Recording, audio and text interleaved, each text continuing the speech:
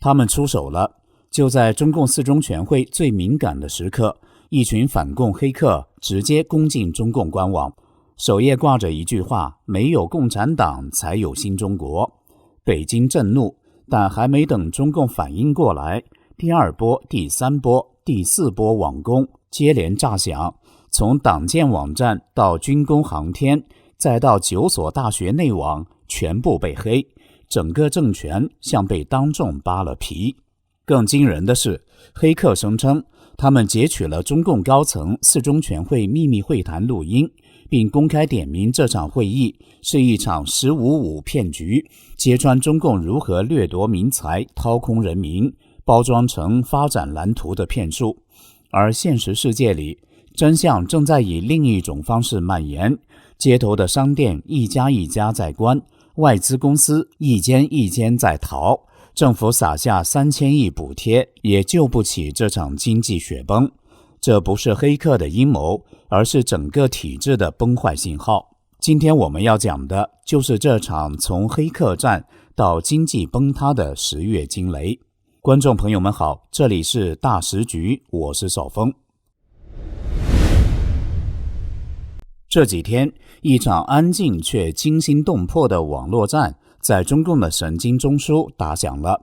就在中共20大四中全会召开的敏感时刻，反共黑客组织匿名者64突然现身，不打招呼不留情面，发起了连续4波网攻，从中共官网、高校、公安司法系统一路打进航天军工和大外宣网站。他们说截获了中共高层秘密会谈，还要把中共四中全会背后的“15-5”骗局公之于众。这场行动让不少人感到震撼，因为它是一场有组织、有计划、有政治意图的公开对抗。10月22号凌晨，匿名者64在海外社群平台 X 上发文公告说：我们是匿名者64，我们回来了。我们已经入侵中共4个官方网站，还拦截了中共高层的秘密会谈记录。这4个网站中最引人注目的是中国贸促会的产业网站，首页直接被换成了一张极具冲击性的图片，画面下方是被压在餐桌下的奴隶，上方是中共官员和摆满佳肴的餐桌，画面两边的对联写着：不要奴役，要自由；不要谎言，要真相。横批：没有共产党才有新中国。还有亚太经济新闻网的首页也被黑，贴上同样图片不说，还顶着一篇重磅文章：四中全会“15-5”骗局，权贵奢靡抢财，百姓人矿沦地狱。文章小标题火力全开，比如蓝图变陷阱，5年规划成权贵发财计划，百姓人矿悲歌，掏空积蓄背烂债，扛着生活的重压哀穷。每一段都是火药味十足。另外2个被攻入的网站分别是江苏新化党建网和辽宁党建网，也都被换成了同一主题页面，直接挂上四中全会“15-5”骗局大标题，搭配那副熟悉的对联。这番操作简直就是中国大陆网络上的政治投弹。接着，匿名者64宣布了第2波攻击目标，这回轮到中共的内部控制系统，像是保定司法局、黄山公安信息网等地方政府单位网站全都中招。更敏感的是，中外新闻网、中国国际新闻传媒网等中共的大外宣媒体平台也一并被黑。匿名者64的宣言一句话就戳破底牌，中共四中全会压榨人民的真相就在这些网站的背后。他们第3波攻击针对的是中共最不能示弱的领域，军工和高科技领域。沈阳紫微检测仪器、苏州华电网络，还有几家跟电力、新能源和晶片研发密切相关的供应商网站，通通被一锅端。这些机构都直接挂钩中共航天军工。匿名者64直接点破这一波行动的意图，中共四中全会密谋压榨百姓的真相就摊在你面前。这话不只针对中共，还像是对全体中国网民的一次公开喊话。他们的第4波行动更是直插思想高地中国大学校园，他们成功入侵了包括复旦大学、中南大学、北京邮电大学在内的9所高校的内部论坛，并在那里大量张贴揭露四中全会阴谋的内容。而他们的呼吁也毫不含糊，全国的学生们，睁大你们的眼睛，撕破中共的丑恶面具，站出来反抗，拒当傀儡。事实上，这已经不是匿名者64第一次出手了。早在今年3月，他们就曾冒用国安部的名义骇入军方网站，还直接点出5名中共高官为卖国奸贼。去年10月，他们甚至攻进武昌军校、国防、武警、空军、战略支援等军事网站，发文怒批习近平的暴政。他们还特别擅长卡点出击，每次都选在中共开两会、办记者会、出重大政策时发动攻击。在白纸革命2周年之际，他们再次对中国网民喊话：你们过得还好吗？并控诉中共让经济持续下滑，青年失业创新高。这一次，趁着四中全会的关键节点，匿名者64发动了4波网攻，从体制内外下手，曝光、揭露、冲击，毫不手软。这不是单纯的技术秀，而是资讯战，更是一场打破中共资讯风控、传播真相的对抗。在网络上有黑客揭穿中共政权的欺骗，但在真实生活里，百姓的日子已经不再需要黑客揭露。走一趟街头，看看那些关门的店面、空荡的商场，经济真相就在眼前。你最近去过实体店吗？不是周末会去的百货公司，而是会走进去逛一逛、买点什么的店面。在中国，这样的地方正在迅速消失。上海、重庆、福州、青岛、长沙，从大城市到3线小镇，越来越多实体店关门歇业，百货商场改成羽毛球馆，药店干脆卖起日用品，甚至有人苦笑说，与其空着，不如改成墓地。这不是玩笑，而是中国实体经济当下的真实写照。中国的街头正在变得安静，跟10年前那种铺铺都有人、家家都亮灯的热闹场景完全不同。现在的人怎么买东西呢？线上解决一切。厦门一位居民说，我连食盐都在网上买，线下贵1倍，何必出门？有服饰店老板更直白，每天开门就是亏损，开店是负担，不如直接关了。这种改变有多夸张？你在抖音上能看到，本该是人潮穿梭的大型购物中心，中央大厅已经变成羽毛球场，螺旋电梯下的空地全是一群人在打球。福州网民说，他们那边商场也改篮球场了。而泉州某药店员工说，我们一天都见不到几个顾客，现在只剩2个人上班，还卖些日用品混着过日子。他说得很无奈，政府叫我们不要躺平，可老百姓不是想躺，是没办法啊，没工作，没福利，什么都涨价，怎么花钱？你以为只是几家店关闭吗？不，是一场雪崩。根据一览商业不完全统计，光是2024年，中国至少有12000家门店关闭，涵盖餐饮、服饰、文化、教育等近1000个品牌。餐饮关了超过6000家，服饰倒了3000多家，其余业态合起来还有3000家以上。而业内人还接触了更狠的，这还不包括那些还没注销登记的，实际的倒闭数字可能是它的2倍。不止街头小店，连知名品牌也撑不住了。Zara 母公司已经把中国门店从570家缩到只剩不到200家，无印良品也在关，尤其是2线城市，像杭州、武汉、重庆这些地方。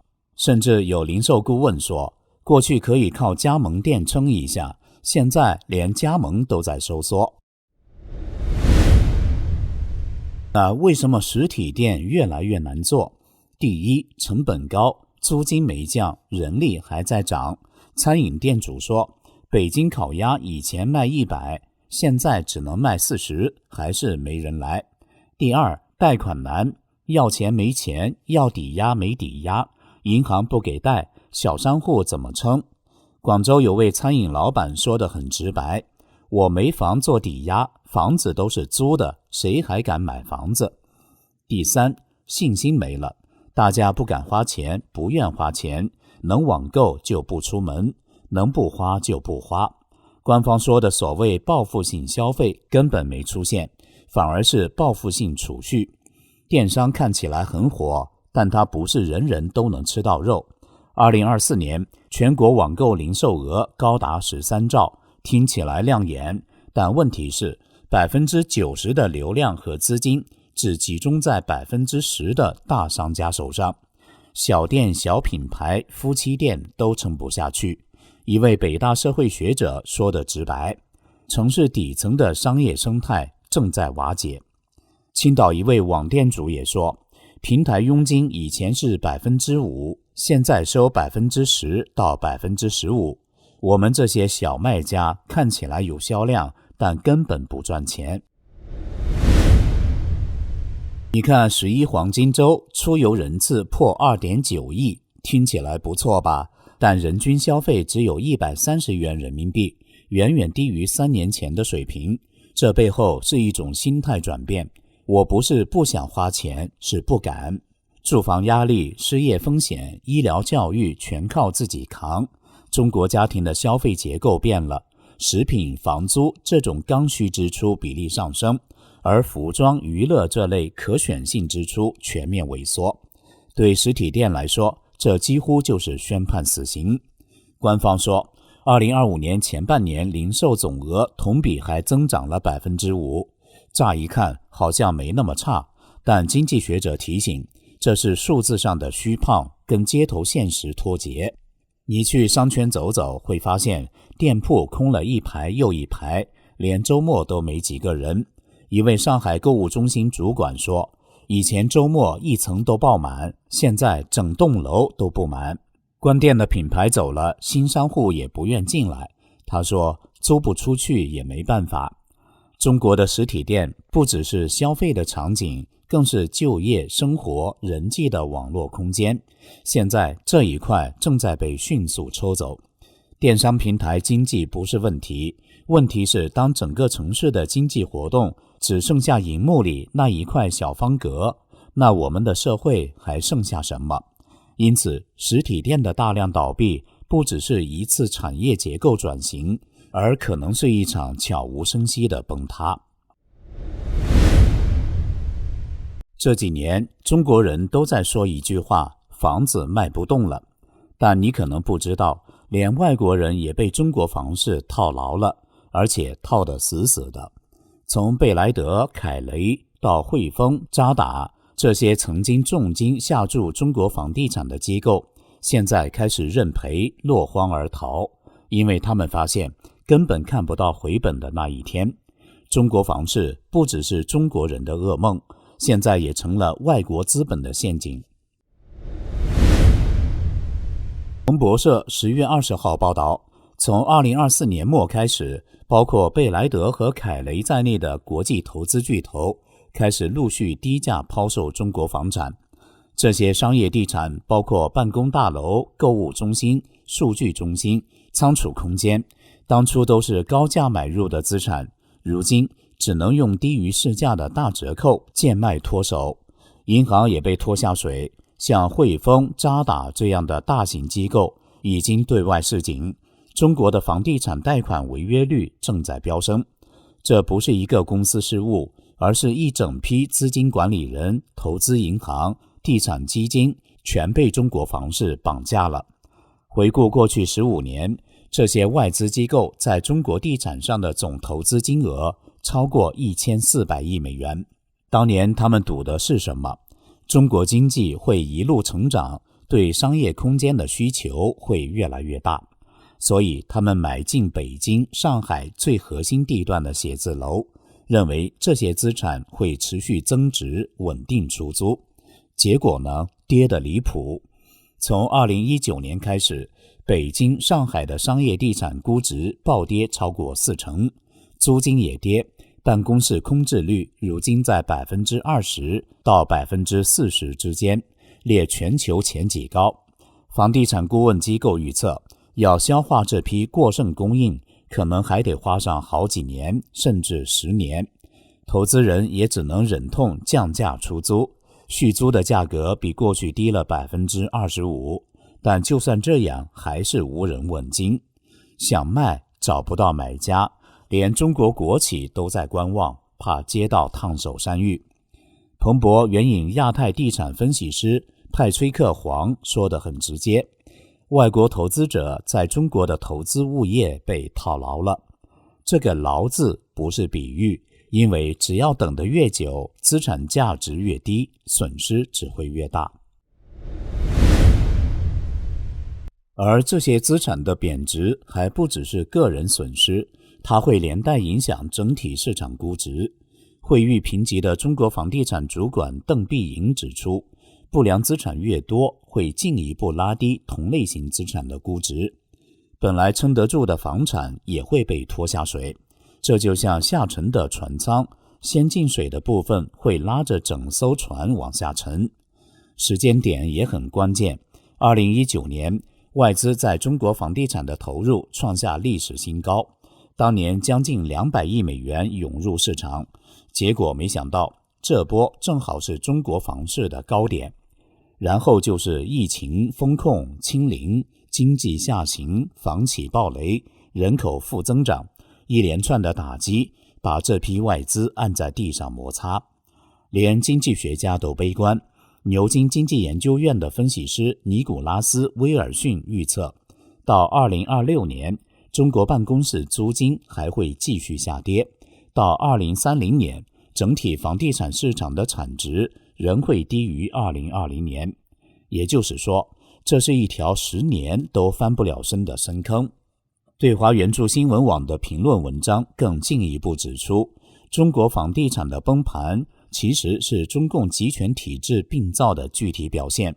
当整个经济过度依赖地产，政府只靠卖地为生，泡沫破裂之后的连锁反应就是企业倒闭成潮，就业市场崩溃，家庭财富归零，9亿人负债累累，社会矛盾激化，最终出现跳楼潮，报复社会的无差别伤害事件。这就不是单纯的市场波动，而是整个体制的重创。曾经，外资把中国房地产当作避风港，如今成了火葬场、无底洞。那些当年高调进场，如今血本无归的外资投资者，成了这场金融幻象的殉葬者。当外国资本开始逃离，中共选择了另一条路，补贴刺激消费，但它真能救得了经济吗？还是只是在拖延一场无法避免的下坠？36岁的中国医生 Lisa 朱今年抢搭了当局推出的补贴政策列车，说是为了拉动内需，刺激消费，买家电有折扣，买电车有补贴。当家里有了空调、洗衣机， Lisa 说，我应该10年内都不会再买了吧。今年北京当局推出了一项总额3000亿元人民币的消费补贴政策，想靠补助买家电、电子产品、电动汽车等方式，把消费者的钱逼出来用。当局的消费补贴总额大约占中国 GDP 的 0.2%， 不算大，但在当前经济形势下，已经是挤出来的力气。它的目标很清楚，要撑住 5% 的经济增长率。这个操作下来的结果如何呢？短期内数字好看了一点，冰箱销量暴增 48.3%， 电动车增长 34.9%， 视听设备成长 26.8%， 但到了第3季一过，补贴效应就开始断崖式回跌。这样的补贴模式被经济学家称为一次性消费拉升，鼓励你现在买马上买，把未来1-2年的消费提前花掉。结果就出现了这种现象。安徽一位家电门市员工石小兰说，6月店里卖了1300万，到7月只剩下300万，接下来月连300万都摸不到，因为大家早就买完了，后面不会再花钱。他说日子越来越难熬。野村证券的经济学家刘涵娜点破了关键，这些补贴根本无法提高家庭收入，只是创造了短期的假性消费，最终会产生回跌效应。麦格理集团的中国首席经济学家吴伟俊也说，这波补贴虽然只占 GDP 的 0.2%， 却暂时拉升了 0.5% 的成长，但效果正在迅速衰退。野村预估家电销售第4季度将暴跌 20%， 汽车销量也会下降 2%。 换句话说，这波刺激消费只是向未来透支消费力。湖北荆州一位空调店老板说得很明白，如果人们没有钱，这些补贴是无法刺激消费的。这句话道尽真相，中国家庭收入增长停滞，失业率居高不下，靠一点补贴刺激消费，无异于想用几粒苞米喂饱饥饿的黑熊。现在中国经济最大的问题是结构性错位，家庭消费占 GDP 比重比全球平均低20个百分点，投资占比却比全球平均高20个百分点。政府花钱去了哪里？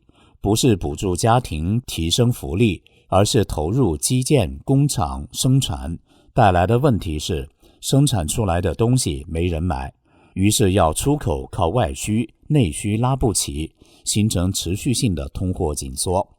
补贴不是解方，经济学家们几乎一致认为，如果没有结构性改革，这种补贴只会是短期药引，不可能真正解决问题。补贴结束后会发生什么？店家销量下跌，制造业接单减少，就业情况恶化，人们更不敢花钱，这就是恶性循环。当消费者不敢买，外资不敢再投资，实体店撑不下去，中共政权的谎言被戳破，我们正身处一个巨变的开端。这里是大时局，感谢您的陪伴与思考，请订阅分享并打开小铃铛，一起在动荡中坚守真相，在黑暗中点燃希望。